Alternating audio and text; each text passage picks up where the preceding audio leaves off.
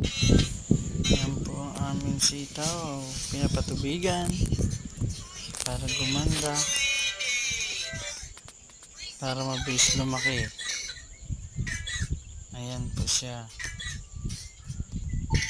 Mga after 2 weeks may bakod na yan. Tapos i-spray na siya ng pangpataba para mabilis bumunga.